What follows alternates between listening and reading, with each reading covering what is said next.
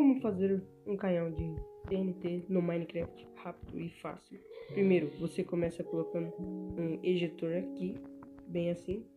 Aí você vai colocar um botão de pedra bem do lado. Aí, depois você coloca repetidor de redstone aqui e o outro aqui.